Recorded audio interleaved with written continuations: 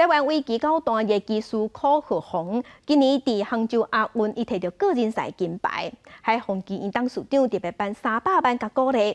柯学宏表示，这个金牌上解欢喜的，就是围棋，互更较侪人关心，互更较侪人看到。伊嘛讲，伊明年会甲重点放伫国际赛，伊要拼世界第1等。 不管是接受海防技院董事长林文彪颁发杭亚金牌300万奖励金的代表支票，柯学宏拢甲过去同款的评价。那伊伫亚运连续拍败世界前3的技术，提升台湾围棋能见度，围棋界拢受到真大鼓励。很开心，就是围棋能够更多的被关注到，成为镁光灯的焦点这件事。可能。 对，我还是就是尽量享受。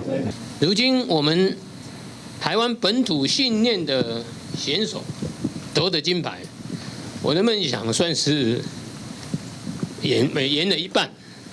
下一个目标就是赢取世界冠军。柯学宏去年怀扫国内围棋8项比赛冠军，是台湾围棋界的第1人。不过伊讲，今年上半年的状态无啥好，想要赢颠倒影响竞技，后来调整心态。 亚运的是以平常心全力去比。那今年虽然也摕到国内6个冠军，不过明年目标会伫国际赛。赢棋的目标还是放在国际赛，就是世界赛，然后都会是单淘汰的比赛，所以每一盘棋都要全力的去准备。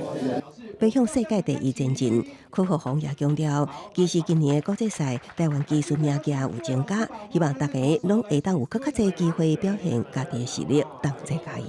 记者综合报道。